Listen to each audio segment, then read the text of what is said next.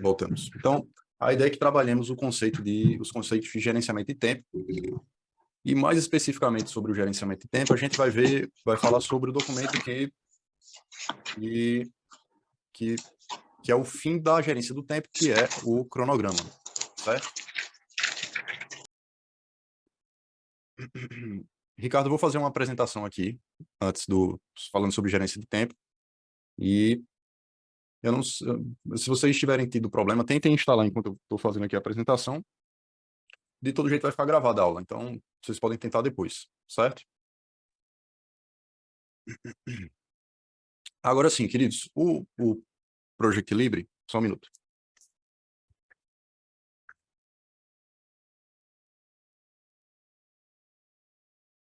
O Project Libre, ele é bem leve.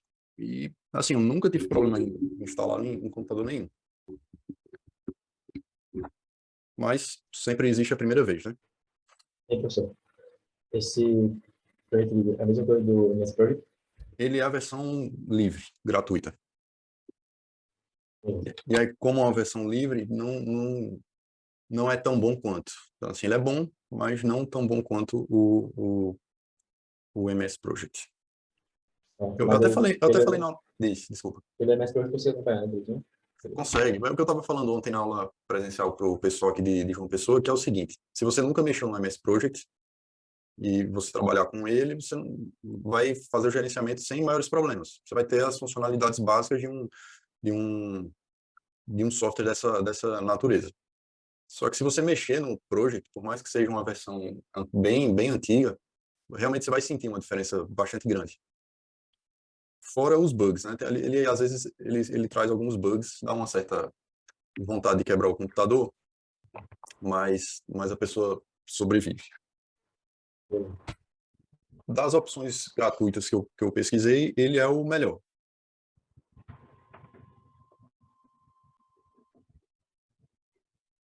Então, alguns pensamentos filosóficos aí a respeito do tempo. Então, com organização e tempo, acha-se o segredo de fazer tudo bem feito, né? E bem feito. Nosso querido amigo Pitágoras.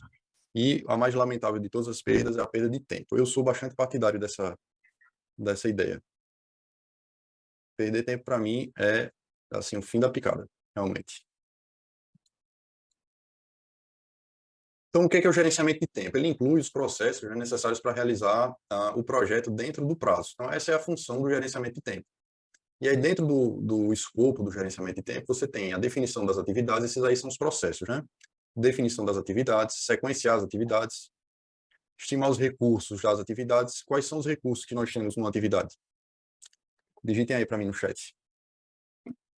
Estimar as durações de atividades, desenvolver o cronograma e controlar o cronograma. Veja que aqui, ó, nesse primeiro, segundo, terceiro, quarto e quinto, eu tenho atividades de planejamento.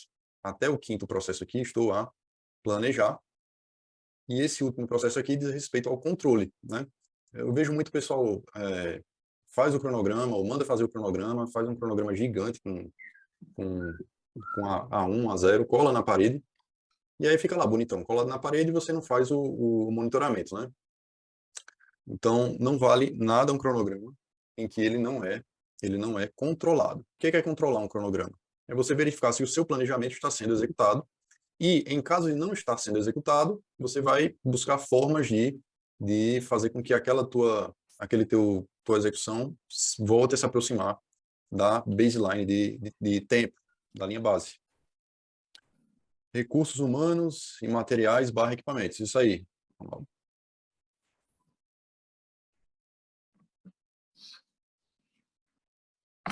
Então, queridos, isso aqui é o gerenciamento do tempo, né? Tem a parte de planejamento e a parte de controle deste processo todo, né? Então, olha só. Temos aqui a questão da definição das atividades. Por quê? Porque nós temos que definir quais são os passos que nós vamos seguir para executar o nosso projeto. Então, para isso, eu preciso dizer quais são as atividades que eu devo cumprir, né? Aqui está o processo de definição das atividades, então temos como entradas no processo, né? A linha base de escopo, ou seja, o que eu tenho que fazer. fatores ambientais da empresa, a política da empresa e ativos de processos organizacionais. Então, pego isso aqui, a cultura da empresa e o que eu tenho que fazer, e aí uso técnicas e ferramentas para gerar as minhas saídas. Então, como técnicas e ferramentas, eu tenho decomposição, planejamento em ondas sucessivas, modelos e opinião especializada. Modelos, eu não lembro se eu falei na presencial ou se eu falei na última aula que nós tivemos. Sempre que você tenha algo pronto, parta daquilo ali, né? É muito melhor você partir de algo pronto ou pré-pronto, mesmo que você tenha que atualizar, do que você realmente fazer do zero, certo? A gente vai ver o que é um planejamento em ondas sucessivas e decomposição, partindo para aquela ideia lá da WBS, né? Decompor o trabalho a ser executado. Em linhas gerais, planejamento em ondas sucessivas é você não necessariamente planejar tudo de uma vez. Então, você esmiuça o planejamento. Queridos, deem uma revisada aí no microfone de vocês e fechem o microfone, certo? Por favor. E aí, quando vocês quiserem falar, é só dar um oi. Professor, essa linha base do escopo e ativo de processos organizacionais seria o que exatamente? Você pode pensar o seguinte: a linha base de escopo, ele diz o que é o seu projeto, certo? Então, você pode pensar, a linha base de escopo, no nosso caso de construção civil, é o conjunto de projetos e as especificações da edificação que a gente vai construir. Então, seria isso. Aí você pega fatores ambientais da empresa e ativos de processos organizacionais, você pode imaginar aqui como a cultura da empresa. É como a empresa gosta de trabalhar, entendeu? Então, por exemplo, tem empresa que tem a política de não contratar terceirizado. Tem empresa que não tem problema nenhum em contratar terceirizado. Então, seriam definições nesse estilo, entendeu? Everton, o programa a gente vai Sim, usar entendi. hoje, tá? A gente vai usar hoje o programa. Caso você consiga instalar, ótimo. Caso não, não tem problema. Você pode fazer com mais calma depois, que a aula fica gravada. Beleza, Ronaldo, entendeu, né? Bom, vamos pegar isso aqui. Vocês conseguem ver o mouse, né? Vamos pegar isso aqui, aplicar isso aqui, não necessariamente tudo, mas vamos aplicar isso aqui. E aí, o que nós vamos ter como saída, como fruto desse processo aqui? A lista das atividades, os atributos das atividades e a lista de marcos. Eu vou especificar cada um pouco mais à frente. Então, o que são marcos? Já cumprindo minha promessa de especificar um pouco mais à frente. Então, marcos ou milestones, né, é um evento significativo do projeto e ele é usado para representar premissas ou restrições. Este marco ele não tem nem duração, nem recurso, nem custo. Até no cronograma vocês vão ver a implantação de marcos, como é que eu posso dizer? A duração dele é zero, né? Ele tem até uma representação diferente no programa. O que seria isso? Por exemplo, eu posso inserir marcos no meu cronograma para explicitar, como vou dizer assim, eventos importantes que me ajudem a fazer a gestão do projeto. Então, por exemplo, eu posso criar um milestone como fim do projeto. Então, seria um evento, não teria custo nem duração, seria só para me realçar aquela data final do projeto. Ou, por exemplo, um marco para exemplificar o início da execução da alvenaria. Então, seria uma atividade sem duração, sem recurso nem nada, mas que explicitaria o início da alvenaria. Vocês vão ver que o programa ele consegue filtrar, inclusive por marcos. Então, eu posso desaparecer com todas as atividades e todos os pacotes de trabalho e deixar apenas os marcos. Eu posso fazer uma macro gerência utilizando apenas marcos ou milestones. Então, como exemplo de milestones ou marcos, eu não gosto de falar marcos, que fica parecendo que eu estou falando com alguém. Então, exemplo de milestones, uma entrega ficou meio redundante aqui, tá? Mas, enfim, imagine como um pacote de trabalho, um entregável, tá? Entrega de pacote de trabalho, reuniões, apresentações, treinamentos, eventos pontuais, datas importantes previstas em contrato, finalizações, manutenções, recebimentos. Então, vamos imaginar que o meu projeto ele tenha reuniões mensais. Então, eu posso criar a cada mês um milestone especificando aquela reunião. Ó, o Rolling Plane Wave, ou planejamento em ondas sucessivas, é exatamente aquilo que eu falei para vocês, né? Sobre não necessariamente ter que planejar a miúde, como diria a música, o projeto como um todo. Então, você faz um planejamento até um determinado ponto. Ó, vamos olhar aqui essa figura. Eu tenho aqui uma EAP, né? E aí foi detalhado esse primeiro pacote de trabalho e não foram abertos os demais pacotes de trabalho. E aí você tem o desenrolar do tempo, e aí você abre o segundo pacote de trabalho, explicitando, esmiuçando, terceiro e quarto. Isso aqui é muito utilizado em projetos grandes, né? Em projetos bastante grandes, você pode fazer isso aqui sem maiores problemas. Num projeto em um prédio, é interessante que você faça como um todo. Você tem um projeto com várias torres, você pode fazer isso. Você tem um projeto com vários blocos, você tem um projeto com várias etapas, você pode fazer isso aqui, funciona bem.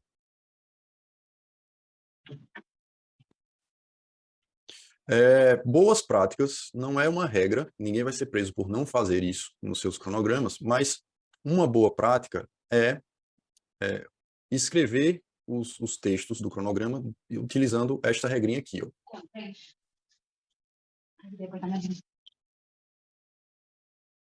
Você deixou lá na frente? Deixei. Então, veja só. Então, veja só. Toda vez que eu vou escrever no meu programinha lá, entregas ou pacote de trabalho, eu vou usar substantivos. Então, um exemplo disso é execução de alvenarias internas. Execução, substantivo. Execução de alvenarias internas. Esse aqui é o meu pacote de trabalho, certo? Pulando aqui as fases. Marcos ou Malissons, eu vou colocar substantivos mais verbos no passado. Então, por exemplo, projeto finalizado. Alvenaria iniciada. Alguma coisa nesse sentido. E atividades ou tarefas, que é a subdivisão do pacote de trabalho, verbos no infinitivo. Então, um exemplo aqui, já que eu usei execução de alvenaria interna, eu poderia colocar como uma atividade disso aqui, né? Uma atividade disso aqui poderia ser executar a alvenaria interna do primeiro pavimento, executar a alvenaria interna do segundo pavimento, certo? Dá uma ideia de ação, né? Quando você usa um verbo, dá a ideia de ação. Fases, eu não uso muito a utilização de fases nos cronogramas, então eu nem imagino uma boa utilização aqui para a utilização de gerúndio para isso aí. Eu acho muito esquisita essa ideia. Ou alguma coisa como torre B iniciando, mas fica uma coisa meio esquisita, né? Então, basicamente, usa esses três aqui, ó. Entregas ao pacote substantivos, execução de alvenaria, marco para alvenaria, alvenaria iniciada, atividades ou tarefas, executar a alvenaria, primeiro pavimento, certo? Ó, temos aqui um cronograma, um jeitão de cronograma. Isso aqui veio de uma tela do MS Project, mas vocês vão ver que o Project Libre tem essa carinha também, né? Então, olha só. Eu tenho aqui um pacote de trabalho, então, execução de paisagismo. Tenho a duração deste pacote de trabalho, com data inicial e final. E tenho a representação deste pacote de trabalho aqui no gráfico de Gantt. Essa parte aqui é o que a gente chama de gráfico de Gantt, ou Gantt chart. Tenho aqui as atividades. Então, aqui eu tenho executar paisagismo térreo, 10 dias. Executar paisagismo mezanino, 5 dias. Com suas respectivas datas iniciais e finais. Veja que este cronograma aqui, ele está dinâmico. Então, o que é que acontece? Conforme isso aqui muda, por exemplo, se eu mudar a duração dessa atividade ou dessa atividade, automaticamente esse pacote de trabalho ele vai ser alterado, certo? Eu não preciso ficar modificando isso aqui depois de ter modificado isso aqui. Veja que ele tem até uma indentação aqui, ó. Todo mundo está vendo que ele está indentado, ele está para dentro, ele está como se fosse um subitem de execução de paisagismo. Quem viu isso aí, diga "Ya". Quem não viu, diga "não".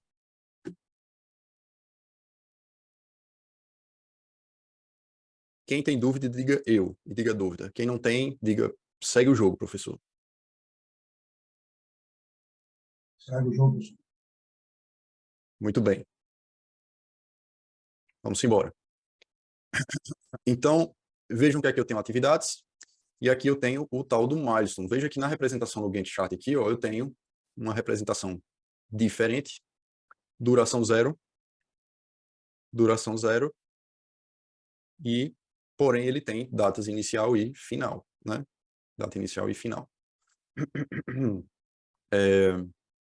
Isso aqui, queridos, a gente vai trabalhar hoje, e eu acho que uma das partes mais legais de fazer cronograma é justamente a definição de predecessoras ou sucessoras. Normalmente eu trabalho apenas com definição de predecessoras. Mas, para adiantar aqui o processo, veja só. Essa atividade aqui é a primeira, que vem antes, executar a alvenaria. O paisagismo do térreo, com 10 dias, né? Está iniciando aqui, ó, dia 3/11/14, certo? Que, neste caso, vai ser o primeiro dia do pacotão aqui de paisagismo, né? Então, iniciei-se com essa atividade, eu tenho desenrolado essa atividade. E aí, olha só, vejam que existe um 2 aqui. O que é isso aqui? Isso aqui está dizendo para o MS Project que a atividade na linha 3, executar paisagismo do mezanino, só vai iniciar quando eu tiver o fim da atividade na linha 2. Certo? É isso que está dizendo aqui. Se nós olharmos o Gantt chart, você vai ver que tem aqui o desenrolar da atividade do térreo, do paisagismo. Encerro a atividade na sexta-feira, passo o final de semana e aí na segunda já inicia a atividade no mezanino, que vai durar 5 dias. Todo mundo viu isso aí? É moleza? Se for fácil, diga moleza. Se não entendeu, Moleza. diga não entendi a moleza. Explique a moleza, professor. Então, é assim que a gente faz o sequenciamento das atividades no MS Project ou no Project Libre, tá? Veja que aqui, ó, o milestone, ele está dependente de 2 outras atividades. Por quê? Pela ideia aqui de quem fez esse negócio, este cidadão aqui só vai ser completamente satisfeito quando eu tiver a execução do térreo e do primeiro. Por isso que eu tenho aqui, ó, 2 e 3. 2 e 3. Se eu atrasar a atividade 1.1, eu vou atrasar a 1.2 e vou atrasar o marco 1.3. Se eu atrasar 1.2, eu vou atrasar a 1.3 também. Então, algumas recomendações acerca disso aí, ó. A lista de atividades deve estar completa e não incluir aquelas não requeridas no escopo.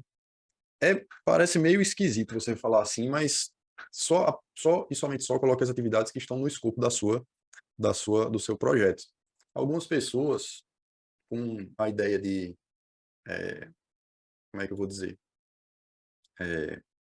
Não seria bajular, mas seria outra palavra, seria agradar. Algumas pessoas com a ideia de agradar o cliente, ou o sponsor, ou o contratante, colocam mais coisas para fazer do que necessariamente foi contratado para isso.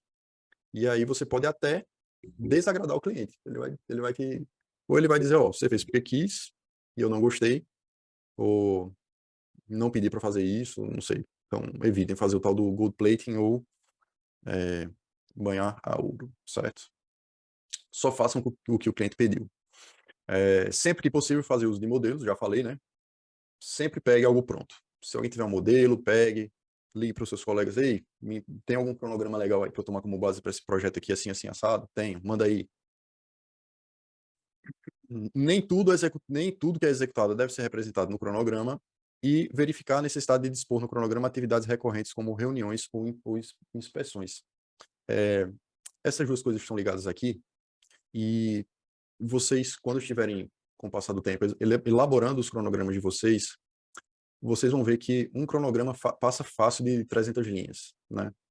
E conforme aumenta a quantidade de linhas e conforme aumenta a quantidade de tarefas que vocês coloquem, essa configuração aqui, ó, essa simples configuração aqui, fica um inferno, certo? Então, imagine que se der para deixar o mais enxuto possível, porém, contendo todas as atividades diretas de execução, melhor. Nem que você faça um cronograma em paralelo para colocar treinamentos, colocar reuniões, certo? Sempre vou dizer para vocês, o tamanho do planejamento tem que ser aquele que dê dê qualidade à gerência do projeto, mas que você não viva para mexer em planilha, cronograma, preencher formulário. A probabilidade de você conseguir se perder numa burocracia de gerenciamento é muito fácil. Certo, queridos? Vindo para o segundo processo de gerenciamento de tempo, nós temos o sequenciamento das atividades. Até então, nós tínhamos feito a definição das atividades, agora nós vamos sequenciá-las. Então, entradas, lista de atividades, atributos das atividades, lista de marcos, declaração do escopo do projeto, ativos de processos organizacionais. Veja que aqui, você viu o que tinha que fazer. Eu vou fazer gelo. O que é que eu tenho para fazer gelo? O meu projeto é fazer gelo. Eu tenho que conseguir água, tenho que conseguir a forma, tenho que encher a forma d'água, tenho que também conseguir um congelador, tenho que colocar a forma cheia d'água dentro do congelador. Tenho que esperar a solidificação da água, tenho que desenformar e dar destino para o gelo. Então, nessa simples história de fazer gelo, né, fabricar gelo, já listei aí N atividades, né? Qual é a sequência correta? Lucas, marco é um evento importante do projeto. Então, reuniões pode ser marcos, entrega de equipamentos pode ser marco, entrega de etapa pode ser um marco. Por exemplo, você pode colocar no seu cronograma chegada do gerador, por exemplo. A chegada do gerador pode ser um marco no seu projeto. Entendeu? Então, vejam só. Definir aqui minhas... De nada, Lucas. Definir minhas atividades, agora eu tenho que colocar no papel o que é que vem primeiro, né? Porque para eu fazer o gerenciamento de um cronograma, eu tenho que saber as coisas que eu tenho que fazer naquele período de tempo. Então, já defini aqui o que eu tinha que fazer, né? Listei minhas atividades, a característica delas, as características delas. E aí vou aplicar aqui algumas ferramentas. Veja que sempre é assim, ó. Tenho as entradas, trato as entradas, processo as entradas e tenho as saídas. Então, ó, diagrama de precedência, determinação de dependência, aplicação de antecipações e esperas,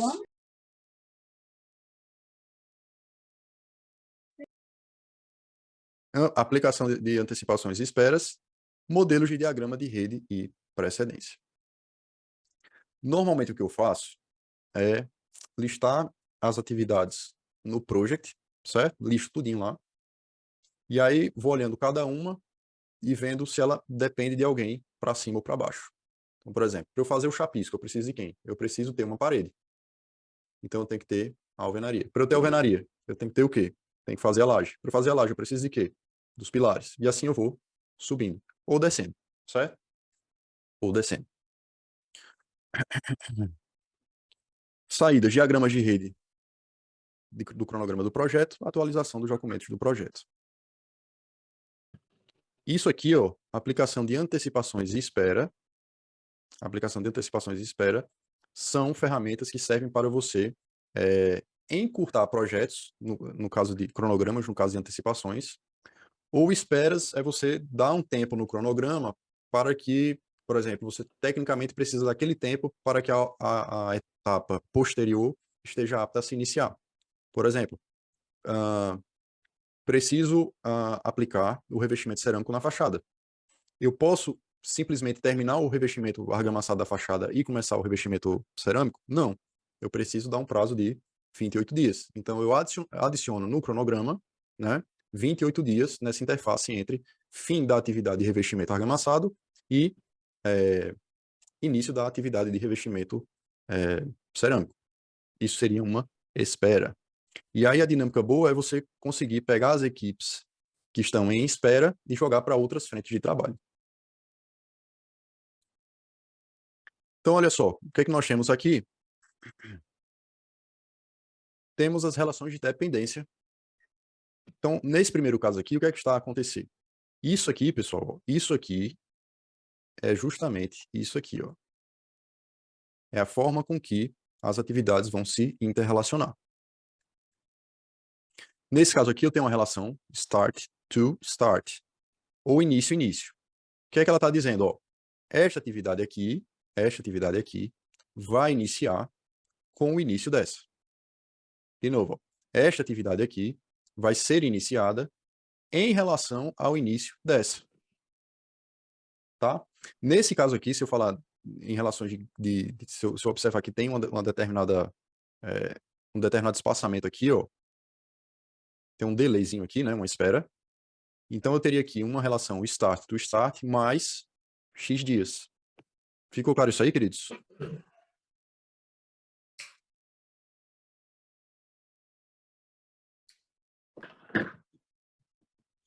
Sim. Muito bem. Então, essa aqui vai ser dada start quando essa aqui startar também. Beleza. Essa aqui, ó, é o oposto. Então, o que é que está acontecendo aqui, ó? Essa aqui vai finalizar quando essa finalizar. Eu não gosto de usar isso aqui. No máximo, eu uso isso aqui e isso aqui. Eu não gosto disso aqui porque é muito confuso você pensar desse jeito. Como normalmente nossos cronogramas eles estão no modo as soon as possible, ou seja, o mais breve possível, né? Então isso aqui fica um tanto quanto contra-intuitivo. Mas a ideia é essa, que os fins das atividades estão relacionados. Então o que é que vai acontecer? Ó? Quando essa finalizar, mais um delay de X dias, eu tenho o fim dela. E aí qual vai ser a variável? Vai ser o início dessa, certo? O fim dessa vai definir o fim dessa, e aí eu vou excluir a duração, ó, subtrair a duração dessa atividade aqui e vou ter o início dessa. Tá? Finish to start é exatamente essa relação aqui, ó, que é o modo default do programa. Então, esta atividade aqui, quando ela finalizar, eu terei o início da próxima. Essa aqui, vocês podem votar aí, fazer uma votação, mas com certeza vai ganhar, e que é a mais intuitiva que você tem, né? Só posso iniciar o revestimento cerâmico do piso quando eu tiver o contrapiso executado. É uma relação finish to start. Neste caso aqui, se eu tivesse puramente um finish to start, eu teria esse desenho aqui, ó.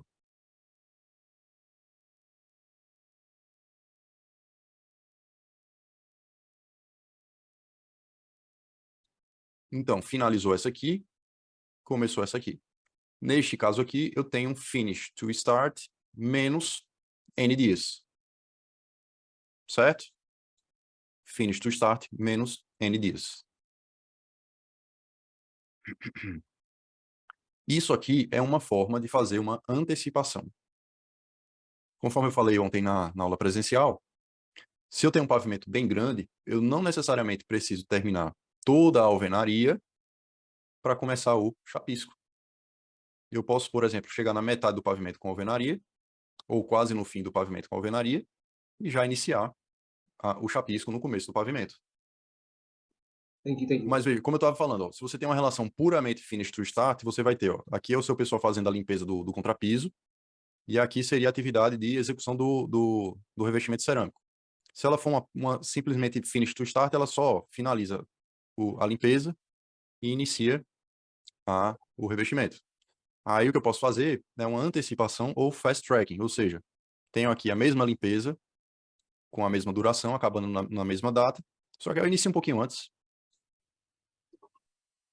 Veja que a relação é a mesma, finish to start, fim dessa com o começo dessa. É a mesma relação. A única diferença é que eu dei uma pequena antecipada no início. Ficou claro, Ricardo? Ficou sim, professor, ficou sim.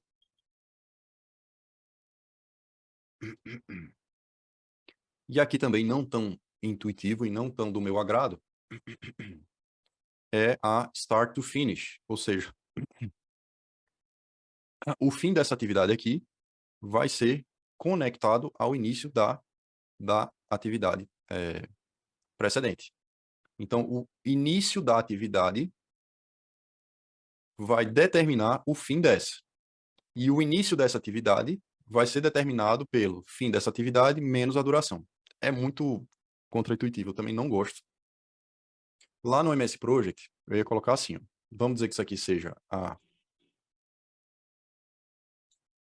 seria a... Cadê o lápis? Sumiu o lápis. Vamos aqui mesmo. Essa aqui vai ser a 2 e essa aqui é a 3. E aí no project eu vou colocar assim, ó. 2 start to start mais ND. Vou botar o número mesmo para ficar mais claro. Vou botar aqui 10 dias. Vocês colocariam assim, tá? Isso aqui no project vai ficar assim. Essa aqui vai iniciar com a data de início dessa mais 10 dias. Nesse caso aqui de baixo, imaginando também que é 2 e 3, ficaria assim, ó. 2 finish to start menos 5 dias. Essa aqui ficaria assim, ó. 2 finish to finish mais 10 dias. E essa aqui, a mais confusa de todas, ficaria o seguinte, ó. Só um minuto, viu, Alice? Já chego aí. 2 start to finish mais 5 dias. Mas veja como ela é contraintuitiva, né? Veja como é contraintuitiva. Quando eu falei, como normalmente a gente faz o cronograma nesse sentido, né, crescente, o mais cedo possível, fica muito contraintuitivo você pensar que a data de início dessa atividade aqui vai ser determinada pelo fim dela. É como se você estivesse fazendo o cronograma ao contrário. Essa aqui vai ser determinada pelo fim dessa, que é determinada em função do início de outra, né? Normalmente o que acontece, qual é o normal acontecer? O fim da atividade, mais à frente, vai ser determinado pelo início dela, obviamente, que vai ser determinado pelo fim da atividade anterior. Não é mais direto pensar assim, né? Deixa eu ver aqui o que o Lucas falou. A gente escreve nessa linguagem que você está escrevendo com suas programação. É isso aí, Lucas, é uma programação. Literalmente é uma programação. Simples, mas é uma programação. Nesse caso, não estaria errado no cronograma por fugir do fluxo, tipo atividade que começa primeiro não teria que estar antes. Não, Alice, porque você pode ter cronogramas que não necessariamente é no maior início, no início mais breve, certo? Você pode ter justamente o contrário. Você pode pensar um cronograma com início mais tardio. Não é normal você pensar assim, mas existe essa possibilidade, certo? Bem, queridos, então, ó, via de regra, ou trabalha aqui assim, ou trabalha aqui assim, certo? Evitem colocar finish to finish e start to finish. Podemos ir para frente? Podemos. Lucas, Alice, estão satisfeitos com a resposta? Ainda não? Posso ir para frente? Beleza. Ó, uma coisa que vocês podem fazer é brincar com o cronograma. Então, vocês podem formatar um cronograma todo de uma forma, e aí troca a natureza do cronograma. Coloca, em vez de o mais breve possível, o mais tardio possível. Vocês vão ver a reconfiguração do cronograma, certo? Um programa vocês aprendem fuçando mesmo, né? E essas relações aqui, por mais que pareça um pouquinho complicada, falando assim, tá? Mas é muito lógica isso aqui, tá? Muito lógica mesmo.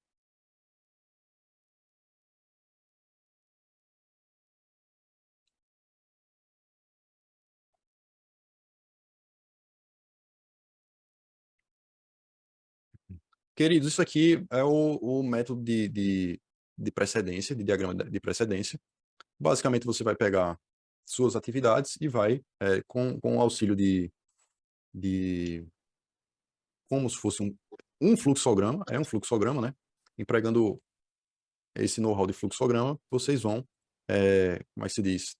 Definindo a precedência, as relações de precedência e a ordem, né? O sequenciamento. Então, ele pode ser o diagrama de precedência ou o diagrama atividade no nó, tá? Ó, falando um pouco mais agora sobre isso aqui, ó, queridos. Onde está? Onde está? Aqui, ó. Antecipações e esperas. Acho que eu já falei um pouco a respeito disso, mas é isso aqui, ó. Tem uma predecessora, seja, está antes, tem-se o fluxo, tenho aqui a atividade sucessora, e aqui eu tenho um adiantamento. Vocês conseguem ver que isso é um adiantamento?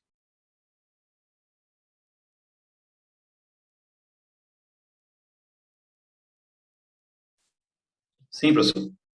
Por que que é um adiantamento? Porque eu trouxe essa atividade que estava mais para cá, ó, finalizando mais para cá, eu trouxe mais para o início do projeto. Por isso que é um adiantamento. Eu até acho que isso aqui, ó, ficaria mais claro se fosse uma setinha. Muito bem feita essa seta, né? Então, eu tenho aqui uma atividade que teria um fim mais tardio, eu trago para dentro. Qual é o problema disso aqui? O problema disso aqui é que você realmente tem que ter um andamento bom da sua equipe aqui, né? Que enseje o início da sucessora, né? E ainda mais o andamento desta equipe aqui. Se essa equipe aqui antecipar o início dela, sem eu ter finalizado a minha predecessora, e essa aqui correr demais, ou essa aqui demorar demais para finalizar, elas vão se topar. Entendeu agora, Lucas? Ó, isso aqui sem antecipação seria assim, ó.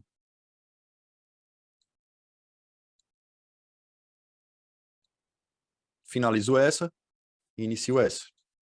Se eu tenho uma duração aqui de 5 dias, 5 muito bem desenhado, tenho aqui mais 5 dias, melhor desenhado, o tempo total de duração desse projeto aqui vai ser de 10 dias, certo? Aí eu vou transformar isso aqui, vou aplicar um fast tracking, ou seja, vou pegar essa atividade aqui e trazer mais para perto do início do projeto, o 0. E aí ele vai se transformar nisso aqui. Vai ter os mesmos 5 dias a inicial, vai ter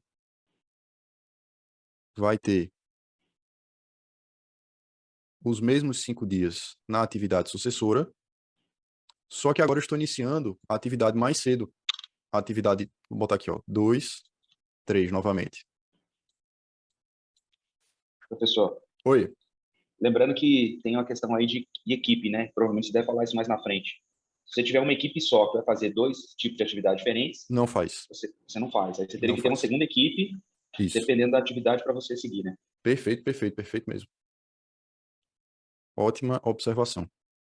Ó, eu ainda tenho um finish to start. Eu ainda tenho 2 atividades com 5 dias cada uma. Só que nesse caso aqui, o início dessa atividade sucessora se deu bem antes do planejamento anterior. Então, nesse caso aqui, ó, eu poderia colocar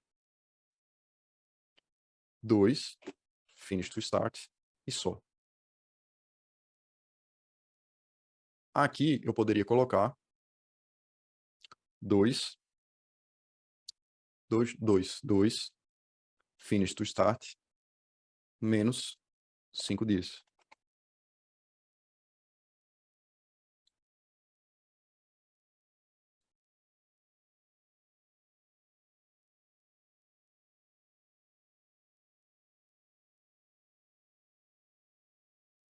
E o lápis desapareceu de novo. Eu não gosto quando o lápis desaparece. Voltou. Isso aqui para essa atividade, tá? Isso aqui tá programado aqui, ó. Isso aqui está programado aqui. Então, no caso, ó, do fim dessa atividade para o início desta atividade, eu teria 5 dias. Certinho? E o cronograma final agora, ó, vai ser de 5 dias mais 5 dias, 10 dias. Desculpe. 10 dias. Não, rapaz, está errado. Não pode ser 5, não. Uma falha grosseira. Não dá nem para editar, é? Como é que eu faço aqui, hein? Vou fazer aqui um método japonês na Tora. Vou botar aqui 3 dias, tá? 3 dias. Pronto. Método japonês na Tora. Revolucionário. Ó, tenho 5 dias aqui, tenho 5 dias aqui. Só que o início dessa atividade foi antecipada em 3 dias. Então, daqui para cá, eu terei 2 dias. Então, 2 mais 5, 7. Então, eu ganhei 3 dias em relação à baseline anterior. Tudo certinho aí, queridos? Perfeitamente entendido? Vamos agora atrasar. É mais fácil a gente atrasar do que a gente antecipar, né? Ó, agora eu tenho um atraso. Então, ao invés de iniciar esta atividade aqui, já imediatamente após a sucessora, ou até aplicando aqui um fast tracking, eu tenho justamente esse tempo aqui de espera. Nesse caso aqui, nossa programação ficaria 2 finish to start, mais, sei lá, 10 dias. Sendo 2 essa aqui, sendo 3 essa aqui.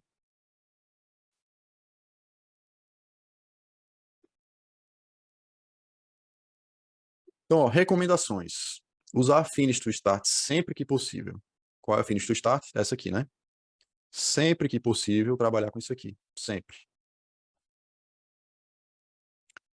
Demais tipos de relacionamentos são exceções. Então, quem reina soberana é a finish to start.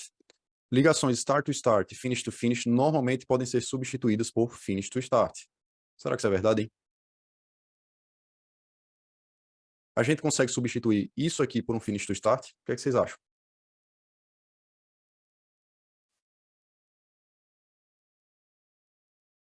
Perdão, professor? Ó, o que é que a recomendação está dizendo? Sempre que possível, utilize finish to start. Essa é a primeira recomendação. Segunda recomendação, ou observação. Relações start to start e finish to finish, normalmente você consegue substituir por finish to start.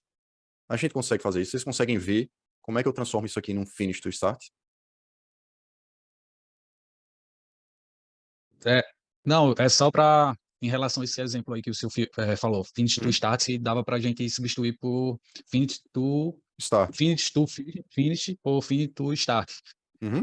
Seria, em termos de programação, a gente colocava dois FS, né? Vamos lá. Menos 2 FS. FS, aí menos 3 dias, Vamos lá, menos 3 dias. O que é que aconteceu aqui, ó? aparentemente. O que é que aconteceu? Eu tenho uma data de início aqui, Certo. né? E eu vou menos 3 dias, exatamente. Eu vou pegar, em vez de eu me relacionar com essa data de início aqui, eu vou relacionar agora esta atividade com o fim desta atividade aqui. Então, em vez de relacionar a atividade de baixo, o início dela com o início da anterior, eu vou relacionar o início dessa de baixo com o fim dessa anterior. Então, ficaria justamente isso aqui. Imaginando que aqui é 2, aqui é 3, perfeitamente, ó. 2, finish to start. A setinha agora vai fazer assim, ó. Menos 3 dias. Por quê? Porque eu tenho que pegar essa atividade e voltar. Perfeito, perfeito. Vai ficar assim, ó. Imaginando que esse espaço aqui, né, vai ser de 3 dias. Perfeito, perfeito, perfeito. Essa aqui. E a mesma coisa seria... a mesma coisa também seria, né? Para finish to finish. Exatamente. Eu vou relacionar agora, em vez de fim com fim, vou relacionar fim com start. Eu faria isso aqui, ó. Então, ficaria 2 FS, 2 FS menos 3 dias. Essa aqui, olha como eu sou revoltadíssimo com isso aqui. Como é que a gente transformaria esse troço aqui em finish to start? Ela é assim, ó. 2. Deixa eu só escrever como é que ela é, ó. 2. Tá. Start to finish. Mais 3 dias. Vamos continuar nos 3 dias. Ela é assim agora, né? Ela é assim agora. Como é que ela poderia virar uma finish to start?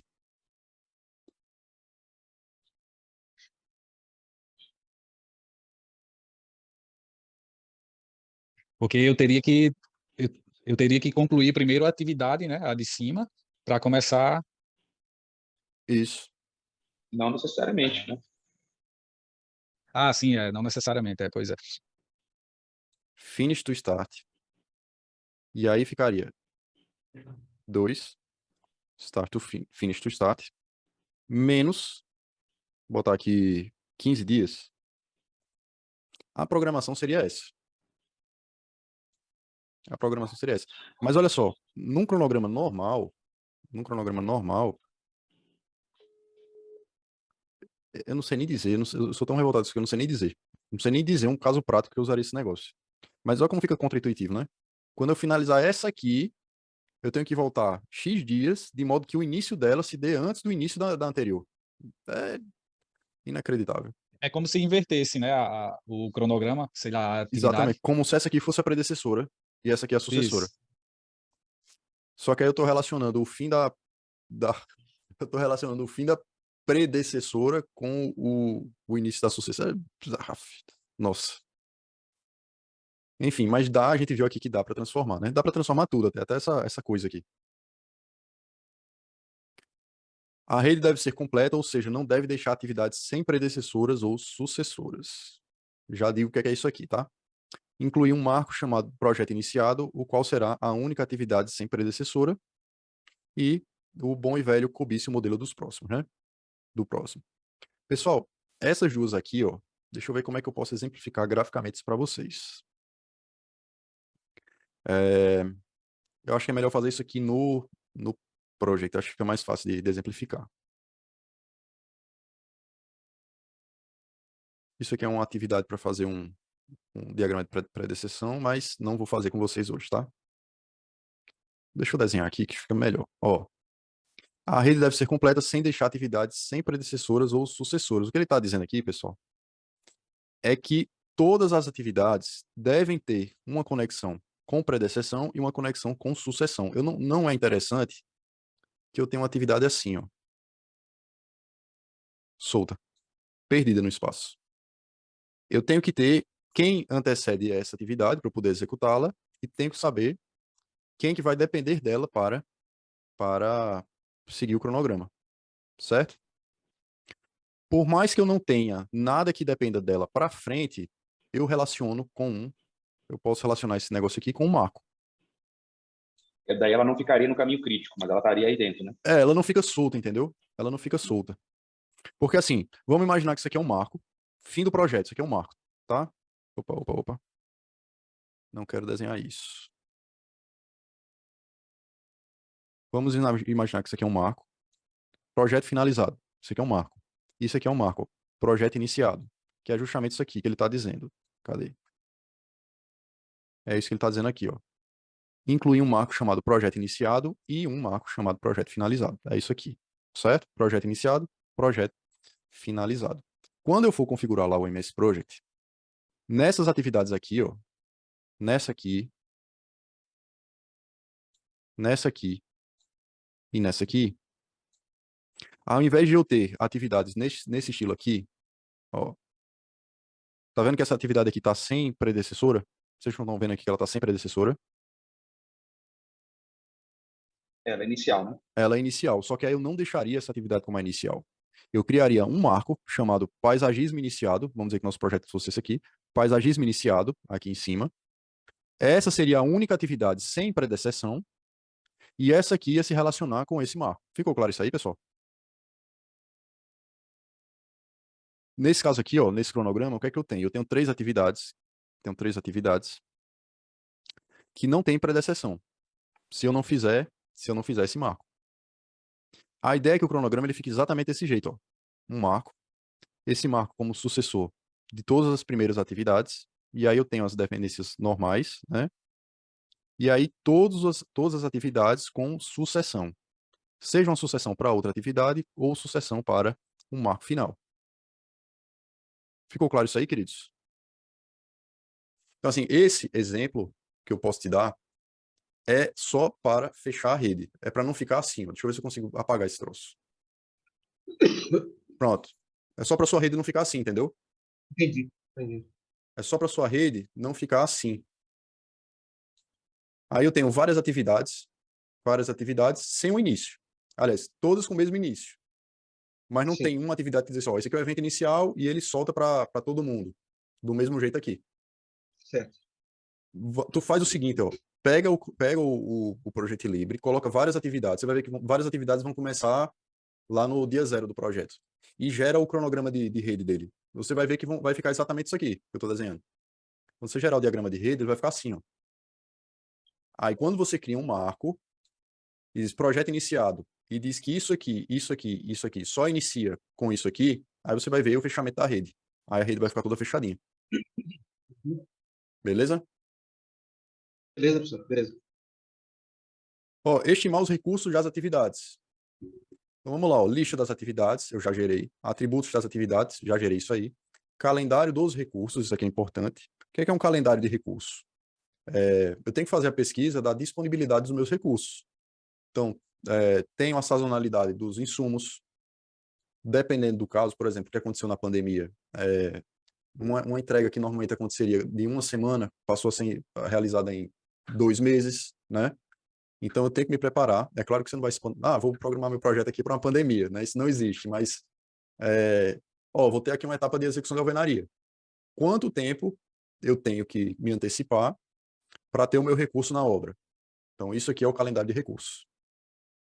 Fatores ambientais de empresas e ativos organizacionais. E aí eu vou utilizar técnicas como opinião especializada, mais conhecido como pergunta aos universitários, consultor, alguém mais experiente, seu diretor, etc, etc e tal. Análise de alternativas, dados publicados para auxílio estimativas, estimativas bottom-up, ou seja, de baixo para cima, e um software de gerenciamento de projetos. Então, você vai estimar aqui seus recursos. Uma ferramenta bastante utilizada na nossa vida, né, são as composições de custo. Então, no caso de vocês, que são bem-aventurados engenheiros civis, vocês têm à disposição de vocês as composições de custo. Então, os recursos vocês vão tirar de lá, certo? Quantos pedreiros, quantos ajudantes, quantos sacos de cimento, quantos milheiros de tijolo, tudo vai sair de lá. Como saída, o que é que vocês vão ter? Requisitos de recursos das atividades, ou seja, o que é necessário para fazer aquela atividade, estrutura analítica de recursos e a atualização dos documentos de projeto. Então, o que é uma estimativa bottom-up? Pessoas e equipamentos devem preferencialmente ser estimadas nos níveis dos pacotes de trabalho ou das atividades. O que é que ele está dizendo? Você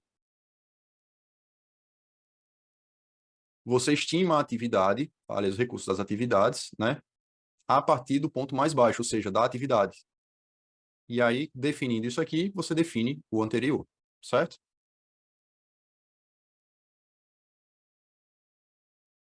Isso que é o bottom-up.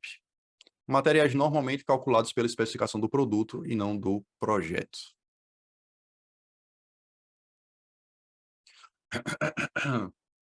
Eu vou passar isso aqui, pessoal, porque já é bem claro, né, o que é a opinião de um especialista.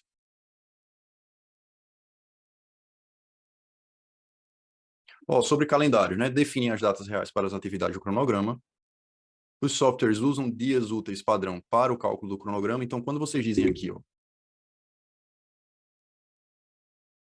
quando vocês dizem aqui, 10 dias, não são 10 dias corridos, são 10 dias trabalhados. Todo o cronograma a gente faz, né, empregando o tempo útil. Então, nesse caso aqui, esse final de semana não conta, esse final de semana não conta. Se a gente contar aqui, 10 dias, eu vou ter 1, 2, 3, 4, 5, 6, 7, 8, 9, 10, certo? Então, quando a gente fala aqui, execução de paisagismo, 15 dias, são 15 dias trabalhados, certo? 15 dias trabalhados.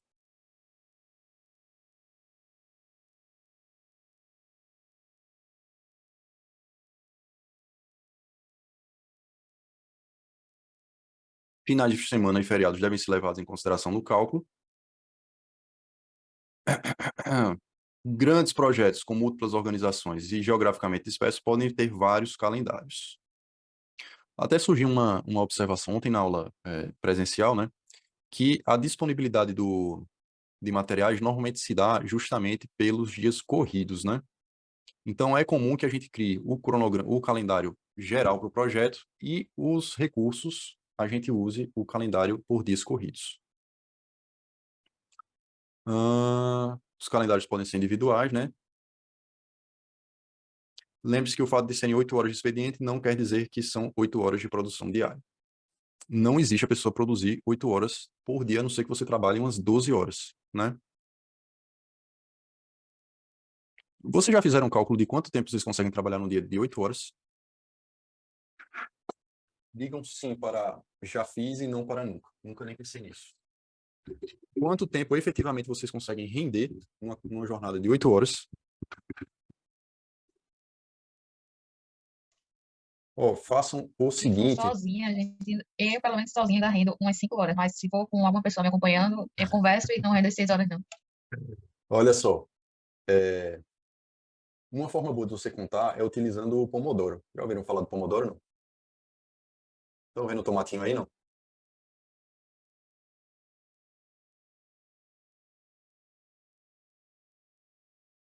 Estão vendo o aplicativo aí do tomate, do Pomodoro? Sim, também. Ó, quem já ouviu falar do método Pomodoro? Diga eu. Quem nunca, Já ouvi diga... falar, mas não sei sobre. Ó, como é que ele funciona? É bem legal. Para quem nunca ouviu falar, para quem só ouviu falar de longe. Método Pomodoro você vai fazer você vai fazer, ó, deu play aqui, tá? Seu aplicativo. Você vai fazer 4 sprints de 25 minutos. Então, cada bolinha dessa aqui, ó, eu tô na primeira bolinha, né? Desculpe, a voz tá indo embora já. Cada sprint desse aqui vão ser 25 minutos. E aí, qual é a ideia da história? Ó, dei o play aqui, esqueci celular, esqueci conversinha do lado, esqueci qualquer coisa que vai me tirar da atenção. E aí eu vou me focar só na atividade. Só 25 minutos lá, trabalhando direto.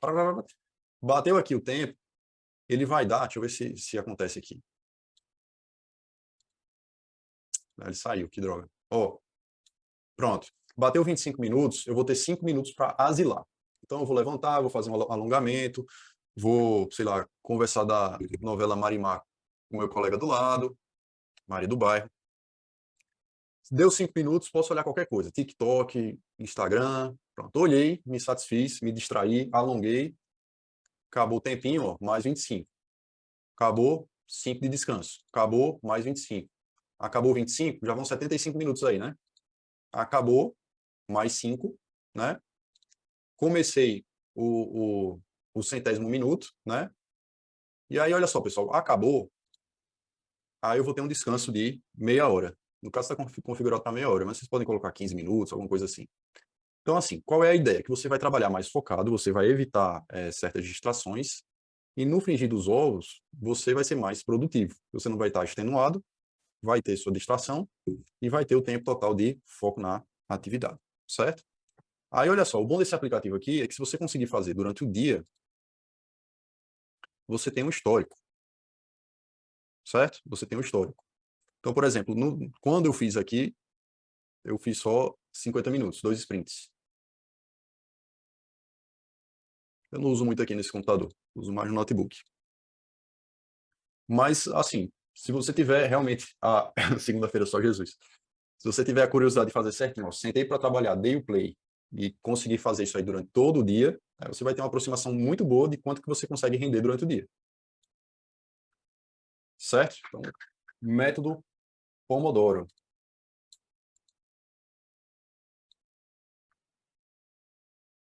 Tem aplicativo de celular também, pessoal. Eu normalmente, eu fiquei viciado em trabalhar com 2 monitores, e é um vício pior do que qualquer outro tipo de droga. E aí o que é que eu faço? Eu boto lá o Pomodoro num dos monitores e fico aqui trabalhando, e vendo o reloginho passar. Ou no celular também, né? Reza a lenda que Pomodoro em italiano é tomate. E reza a lenda que o cara que inventou esse troço aí se baseou naqueles reloginhos que tem cozinha, né? Vocês estão ligados que tem esse reloginho, o timer para cozinha?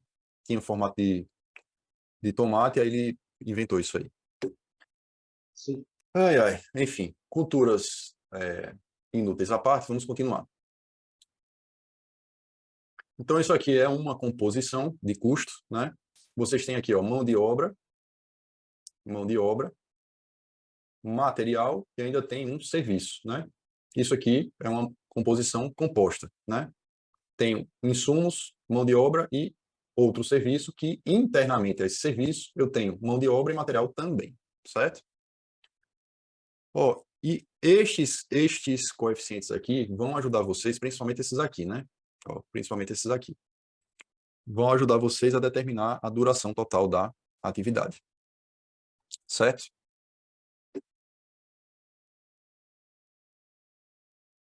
Pessoal, eu não sei se vocês já pararam para pensar, mas o normal é que você pense o seguinte, ó, tem uma atividade, a atividade vai durar X dias com uma pessoa. Se eu colocar 2 pessoas, essa atividade vai durar X sobre 2 dias.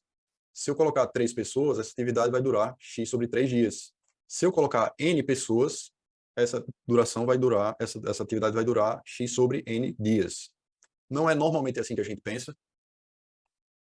Acontece que vai chegar um determinado ponto que a adição de mão de obra ou de recursos não vai fazer com que essa atividade tenha sua duração reduzida. Na verdade, vai chegar um ponto em que a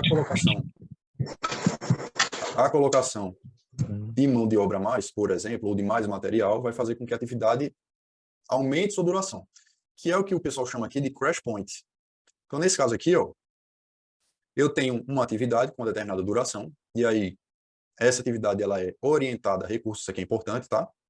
A atividade é orientada a recursos, e aí, ó, comecei a colocar mais material, vou diminuindo aqui a mais mão de obra, diminuo a duração, até chegar um ponto que começa a atrapalhar, e aí vai aumentar novamente. Tem atividades, queridos, que você colocando ou não insumos, a duração da atividade vai ser fixa, certo? Não importa o que você faça. No nosso caso, é mais assim, né? Pessoal, isso aqui é um histograma de utilização de recursos, né? E aí, qual é o bom dele? Olha só, qual é o bom dele? O ideal é que o histograma de recursos ele tenha mais ou menos esse comportamento. Por que é bom que ele tenha esse comportamento? Ó, aqui ele traz traz o total de pessoas. Aqui ele traz o total de pessoas trabalhando, certo? E aí, veja só, o ideal é que você, ao longo do tempo, tenha um comportamento assim. Por quê? Porque ó, você começa a obra com menos gente, vai contratando só o adicional necessário, né? Vai passando mais o tempo, você vai finalizando as atividades, aí você começa a demitir de forma gradativa. Esse é o ideal, tá? Esse é o ideal. Eu tenho aqui, ó, uma superalocação de mão de obra. O que é uma superalocação? Eu acho que alguém falou até num exemplo anterior sobre a questão de justamente disso. Aqui eu teria que ter uma contratação a mais de pessoas justamente para dar conta do serviço, certo? Isso aqui, então, é errado. Vamos exemplificar. O que é uma superalocação de gente? Voltando um pouquinho aqui, ó. Vocês vão dizer, professor, gostou desse slide, não foi? Foi, gostei. Ó, vamos imaginar que eu tenha atividades assim.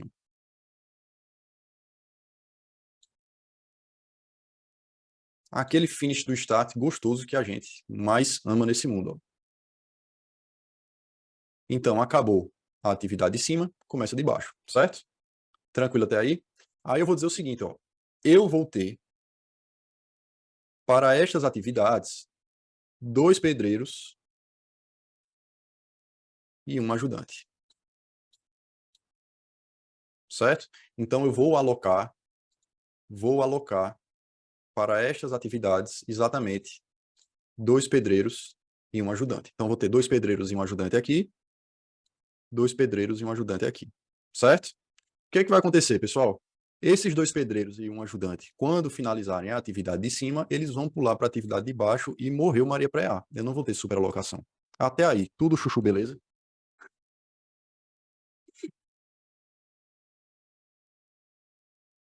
Sim. Muito bem.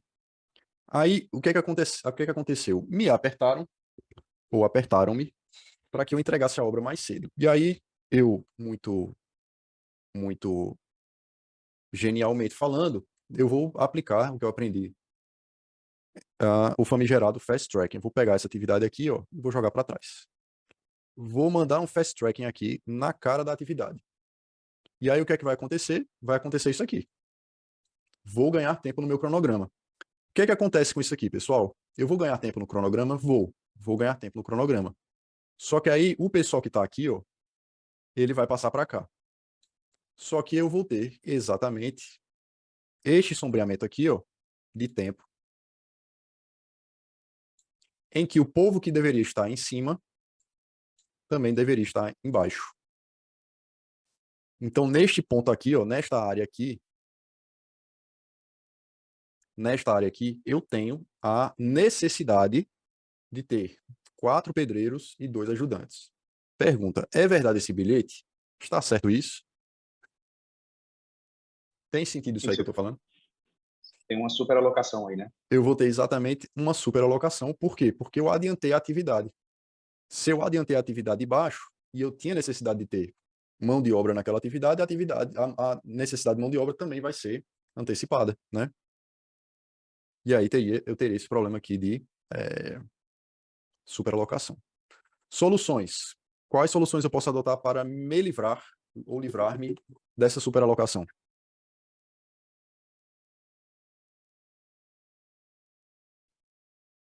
Ou você ter duas equipes distintas, sendo que a equipe A já tenha outra atividade para ela fazer na sequência quando ela terminar, e a Isso. equipe B poder iniciar antes, né? Uhum. E assim por diante. Seria isso. É isso aí. Ou eu contrato mais gente, ou eu elimino o fast track. Só tem essas duas opções. Ou eu não faço antecipação, ou eu contrato mais gente. Como a solicitação foi de antecipação de cronograma, teoricamente eu não tenho a possibilidade de eliminar o fast track. Eu poderia, talvez, reduzir a duração da atividade anterior para que isso aqui viesse para trás, ó, e aí eu ficasse com um finish to start sem a antecipação. E aí, como é que eu poderia antecipar isso aí? Talvez mudando o escopo, colocando uma técnica construtiva mais rápida, né? Sei lá, em vez de trabalhar com um, chapisco e reboco, vou trabalhar em vez de chapiscar, eu vou apenas colocar um reboco de gesso. Não sei, tá? Só imagina essas possibilidades. Reduzir a duração com mudança de tecnologia construtiva, não fazer o fast tracking ou contratar mais gente. Aí a problemática de contratar mais gente é justamente que minha curva não vai ficar do jeito mais ideal, e se eu não tiver uma frente para colocar esse pessoal contratado, eu vou ter que demitir sem tanta eficiência no processo, certo? Recomendações: lembrar de todos os recursos necessários, pessoas, equipamentos, materiais e custos. Para isso aí, a composição de custo te ajuda bastante, né? Alguém já pensou antes a necessidade de equipamentos e materiais antes de vocês. Antes de começar o projeto, não esquecer de atualizar o calendário dos diferentes times do projeto, incluindo os feriados locais e nacionais. Quando a gente trabalha com cronogramas, colocando de forma genérica os trabalhadores, pessoal, fica mais complicado você deixar o calendário do time mais específico, né? Assim, o ideal seria você colocar pedreiro João, ajudante André, né? E aí saber, ó, João vai tirar férias tal dia aqui. Eu não posso contar com ele nessa data e fazer um calendário só para João, fazer um calendário só para foi Pedro, foi o Antônio que eu falei. Enfim, esqueci. Mas acho que vocês estão entendendo o que eu quero dizer, né? Porque aquele cidadão naquele tempo não vai poder ser contado. Ele está de férias. Uma forma de você mitigar esse tipo de problema, porque assim, você fazer um calendário de recursos só específico para cada profissional, se você tiver, imagine que você tem uma obra de 300 pessoas, você vai ficar louco, né? Então, assim, uma forma de mitigar isso aí é que você crie férias coletivas. Então, você já sabe que, por exemplo, no final do ano, de 10 de dezembro a 1º de janeiro, ninguém trabalha, entendeu? E aí você consegue mitigar esse problema. Você já marca lá no calendário geral do projeto que não vai ter trabalho lá, certo? Aí todo o seu cronograma já vai levar em consideração isso aí. Não esquecer de feriados. Não esquecer de feriados que sejam tanto nacionais, estaduais e municipais. Quando você tem um projeto mais personalizado, por exemplo, você vai fazer um cronograma para o gerenciamento da elaboração de um projeto estrutural. Então, no seu time tem 4 pessoas fazendo esse grande projeto estrutural. E aí você consegue de forma mais fácil, você não coloca nem projetista, você coloca, sei lá, Renan, Caio, João Pedro, Daniel, pronto, esse aqui é a equipe, e cada um tem suas férias, aí é mais fácil fazer o tracking desse negócio, né? Lembre-se, queridos, não fiquem escravos da burocracia do gerenciamento, certo? Você tem que fazer o gerenciamento, sim, planejado, sim, sem ficar refém do planejamento. Pessoal, vamos parar 1 minuto e meio só para beber água, tá? 1 minuto e meio. Deixa eu ver se dá para botar aqui um reloginho. Bota o Pomodoro aí. Mas o Pomodoro são 25 minutos. Vou botar aqui 2 minutos, tá bom. Vocês estão vendo o reloginho aí?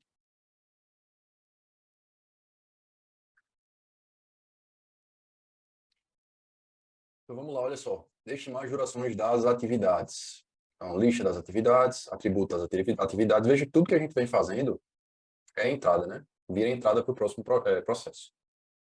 Então, calendário dos recursos, declaração do escopo, fatores ambientais da empresa e ativos organizacionais. O que é que a gente vai usar? Opinião especializada, estimativa análoga, estimativa paramétrica, estimativa de 3 pontos, análise das reservas. O que é que a gente vai obter disso aí? As atividades com durações determinadas, né? Opinião especializada é o que eu já falei, né? Perguntar aos universitários, atividades que sejam de difícil determinação, a duração, perguntar a quem já fez, né?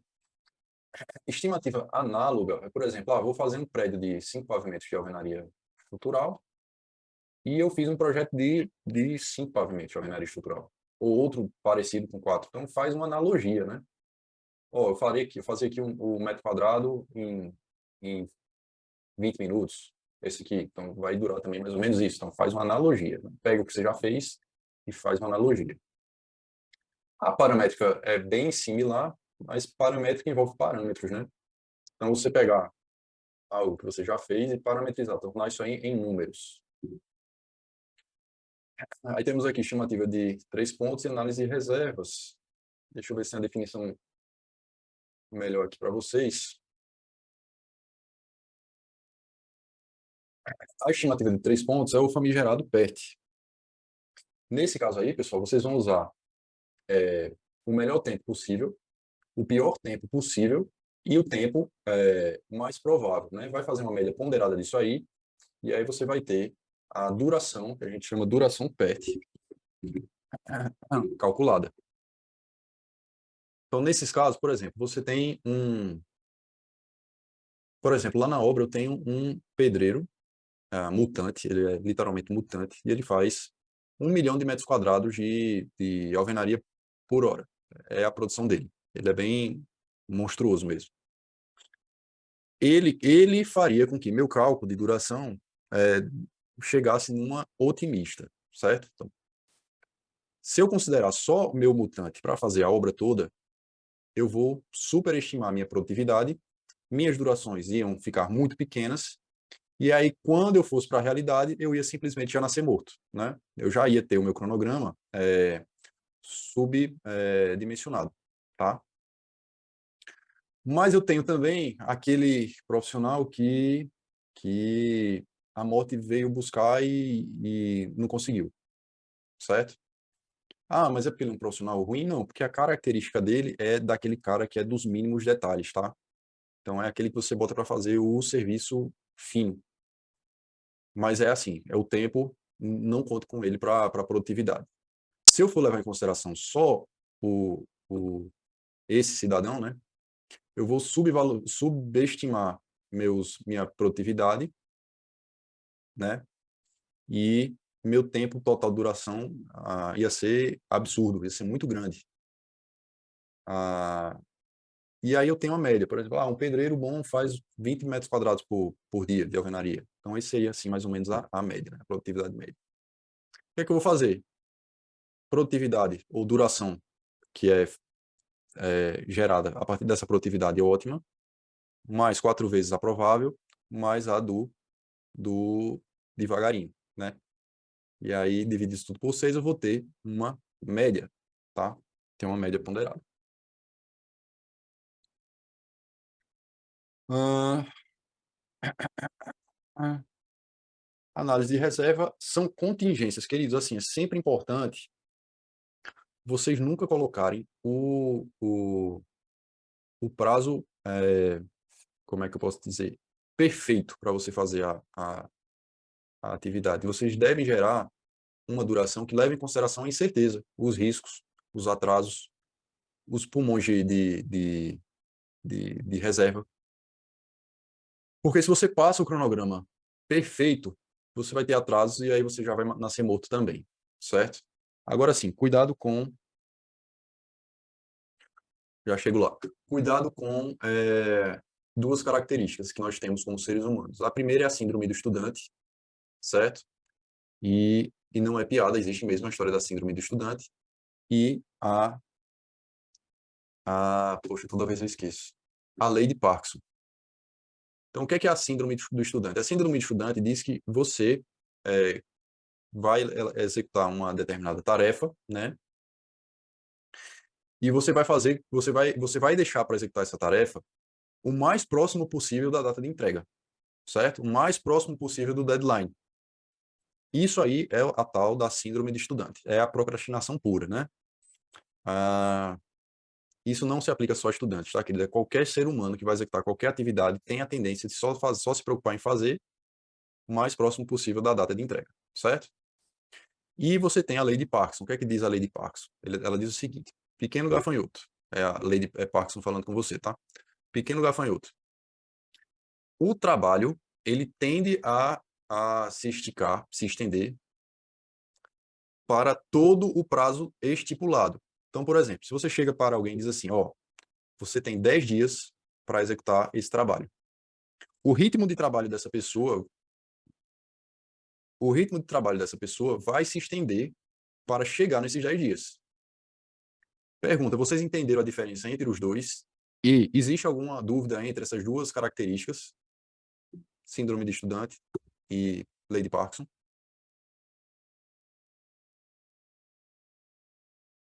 A segunda, professor, resumidamente? A segunda é que o prazo que você der vai ser basicamente o prazo que o cidadão vai gastar para fazer a atividade. Entendi. Mesmo que você dê uma folgazinha, ele vai gastar exatamente aquilo lá. Ele vai gastar folga.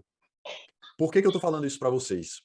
Porque assim, eu falei agora há pouco, ó, considerem a colocação de pulmões de contingência, considerem os riscos, não coloquem atividade pura no cronograma, certo? Se eu fizer isso aí, provavelmente eu vou já atrasar de cara. Eu não disse isso aí para vocês? Aí vocês vão dizer, não, beleza, então eu vou fazer o seguinte, a minha atividade, ela duraria 10 dias. Eu fiz os cálculos aqui, fiz uma gerenciazinha de risco, né? E, vamos lá, considerando as condições meteorológicas, considerando aqui as possibilidades de atraso material, considerando a incerteza em relação à produtividade do pessoal, em vez de 10 dias... Fornecimento de energia, interrupção de água, esse tipo de coisa. Em vez de 10 dias, eu vou colocar aqui no meu cronograma 12 dias. Pergunta, tá errado isso?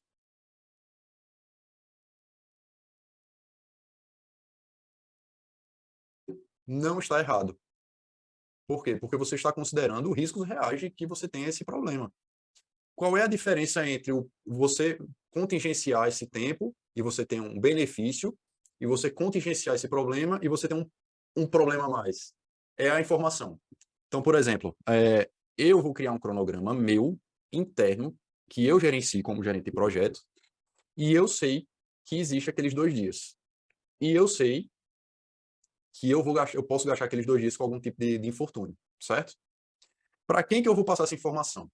Se eu pegar essa informação do cronograma e chegar para a minha equipe de produção e disser, galera, vocês têm 10 dias para executar essa alvenaria, muito provavelmente você vai estourar os 10, desculpa, vocês têm 12 dias para executar. Então, vou dizer o prazo total que eu calculei com risco, né? Os 10 mais 2. Eles vão demorar os 12 dias, se não atrasarem para o 13º, 14º dia, certo? Então, o que é que eu vou fazer? Planejo com 12 e passo a informação para o pessoal de produção que eles só têm 10. Tá? Só tem 9. Só tem 8. também cuidado com prazo apertado demais, que se você disser para o cara, ó, tu vai ter 3 dias para executar 1.000 metros quadrados de alvenaria com 2 pessoas. O cara vai dizer, muito obrigado, e eu estou fora. Certo? O oposto também é problemático, pessoal. Então, assim, passo o prazo que você sabe que é justo, apertado, mas não impossível, tá? Tem que estar dentro da meta, né, professor? Tem que ser execuível. Se você dá uma meta para o cara que é inexecuível, você vai tirar a motivação do cara.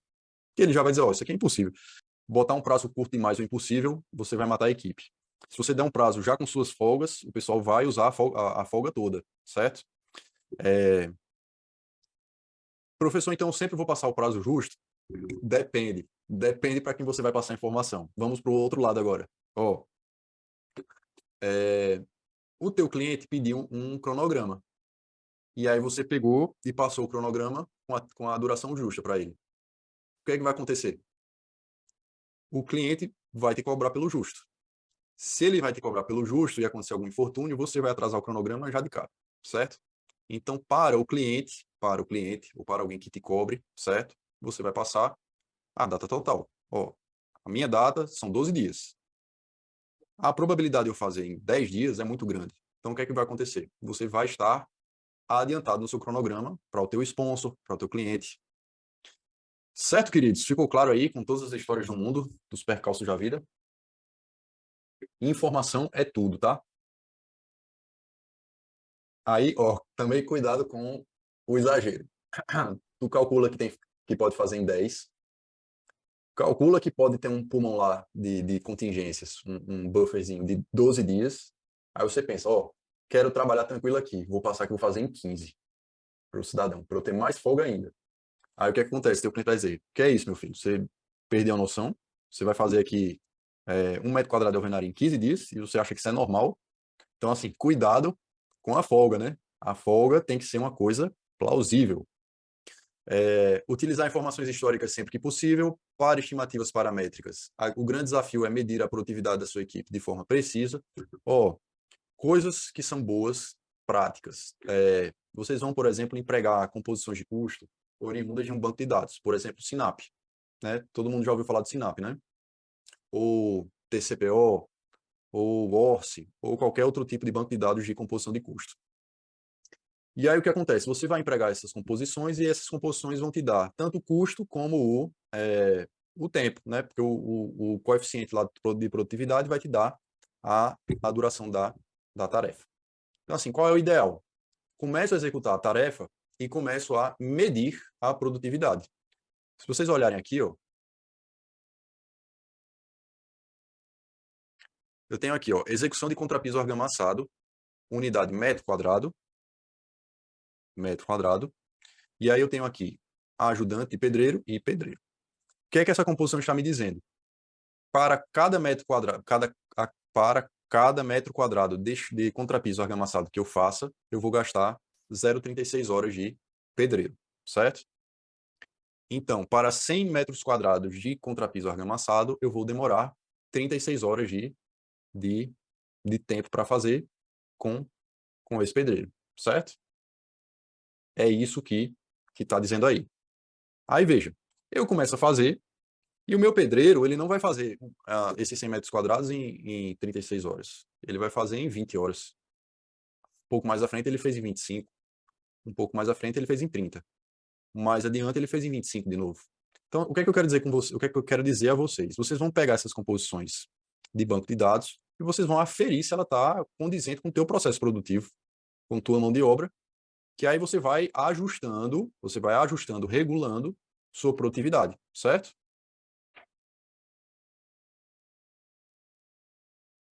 E aí, conforme o passar do tempo, vocês vão tendo índices de produtividade bem mais precisos para fazer os próximos cronogramas e orçamentos. Sempre que isso aí vale também para consumo de material, queridos. Lembrando, sempre que possível, incluir faixas de variações dos resultados. Levar em consideração a curva de aprendizado, lembrando que muitas vezes no início do projeto a produtividade será menor. Olha só, essa questão de levar em consideração a curva de aprendizado é bastante importante. Nessa historinha do cidadão, né, que eu falei que queria contratar 23 pessoas, e aí eu ele foi embora e eu tive que ir para à frente do processo, né? Literalmente comandar a equipe de produção para executar a laje. E minha meta eram 7 dias. A primeira vez que eu tentei, eu fiz em, acho que 10 dias. A primeira laje saiu em 10 dias, a segunda saiu em 10, a terceira em 9, a quarta em 8, a quinta em 7. Não é o que foi assim, não, mas estou só ilustrando para vocês, tá? Os tempos e as velocidades, os tempos foram diminuindo, a velocidade foi aumentando, né? E o know-how da equipe foi melhorando, certo? Então, assim, pode ser que aconteça que no começo do cronograma se eu deixar tudo de forma linear, certo? Tudo igualzinho. As primeiras atividades vocês vão talvez atrasar. E aí, com o tempo, vocês consigam empatar nas durações, e aí, no finalzinho, vocês estejam fazendo mais rapidamente. Professor, na média, eu fiz no prazo correto. Então, qual é o problema disso? Nenhum. O problema é que quando você começa a fazer a atividade, e aí você está atrasado, fez a primeira laje, está atrasado, fez a segunda laje, está atrasado, isso já começa a te gerar uma pressão. O pessoal vai começar a te cobrar. Poxa, você está 2 lajes aí atrasado, e aí? E agora? Isso aí pode ser ruim, né? Pode ser ruim. Então, se você conseguir fazer com que as primeiras atividades sejam um pouquinho mais longas e as atividades mais à frente forem reduzindo, melhor, certo?